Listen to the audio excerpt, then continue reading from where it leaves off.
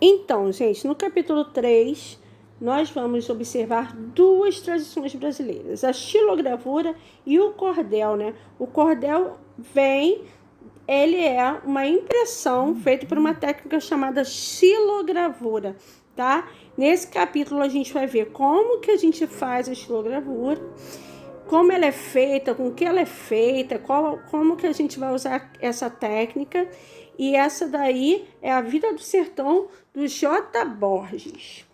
Na página seguinte, a xilogravura é uma técnica muito antiga de gravação e impressão de imagens, sendo utilizada desde o início do século VI pelos chineses. Na Europa, no século XV, ela começou a ser usada para propagação de imagens e textos, substituindo aos poucos os manuscritos. Observem as imagens a seguir. Na primeira, camponeses na colheita. Na segunda, o oceano em Xoxi. Tá? Então, aí tem a explicação do que é o manuscrito e o que são as xilogravuras. Na página seguinte, na arte oriental, a xilogravura foi utilizada por artistas como Paul Gauguin, Edvard Munch e Vassily Kandinsky. Então, aí podemos observar 3 obras: Terra Deliciosa, de Paul Gauguin, O Beijo, de Edvard Munch, e Em Vermelho e Azul, de Kandinsky.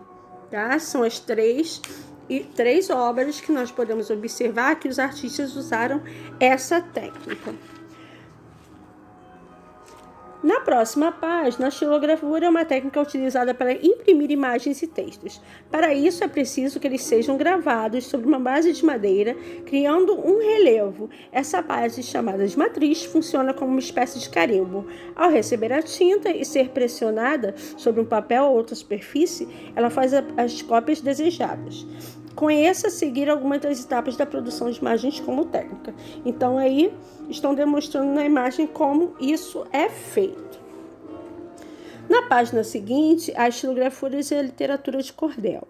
No Brasil, um dos principais usos das xilogravuras é ilustrar poemas de cordel, muito produzidos no Nordeste. Entre os cordelistas e xilógrafos brasileiros mais conhecidos estão J. Borges, Amaro Francisco Borges, Abraão Batista e Gilvan Samico. Então, a literatura de cordel, além de contar o cotidiano da população, é usada para comentar os acontecimentos políticos e outras questões da atualidade. Os folhetos de cordel são comercializados em bancas ou expostos em varais. Na próxima página, que é na página 22, tem o passo a passo da atividade que nós vamos fazer a seguir. Eu fiz um vídeo explicando, aí tem a explicação passo a passo, o que vocês vão precisar. Só que aí no caso está falando de um rolo de espuma. Quem não tiver, não precisa, pode usar um pincel de qualquer espessura, tá bom? Então aí está explicando passo a passo como fazer, e agora a gente vai observar como isso vai ser feito. Então, gente, o que vocês vão precisar para essa atividade da xilogravura? Uma plaquinha de isopor dessas que vem frios, ou aquelas bandejinhas. Se tiver aquela rebarbinha da bandejinha, a gente tem que cortar para ficar assim, ó, plano, tá vendo? Uma folha de papel, um lápis. Se eu não tenho folha de papel liso, pode ser com linha, né?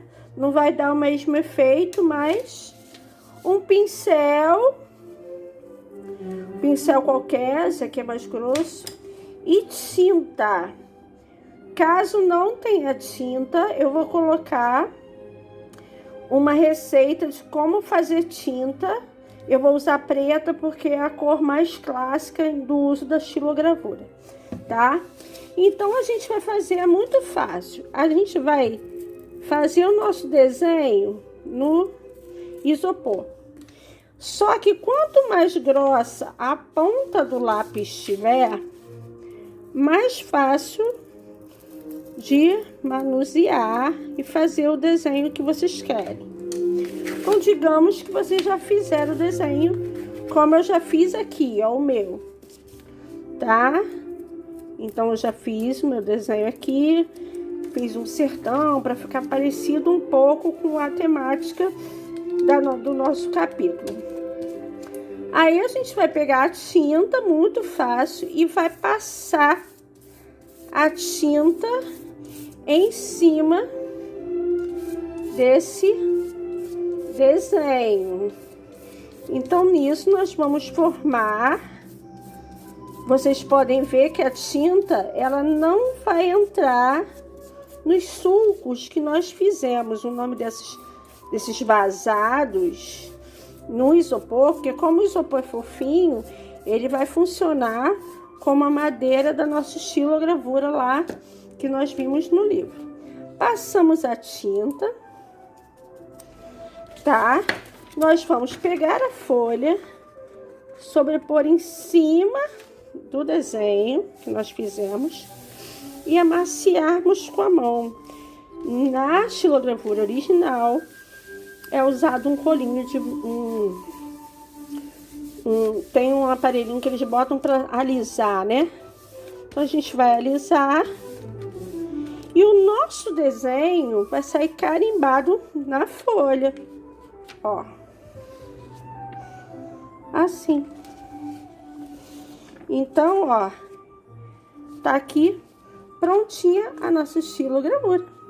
Depois a gente pode assinar a nossa estilo. No caso aqui eu fiz de preto, porque é a cor mais tradicional da estilogravura, mas tem muita estilogravura colorida também, tá bom? Então é muito fácil. Quem não tiver tinta, eu vou colocar a receita de tinta lá, de uma tinta muito fácil de fazer com que a gente tem em casa. E quem tiver com tinta, faz com tinta da cor que quiser.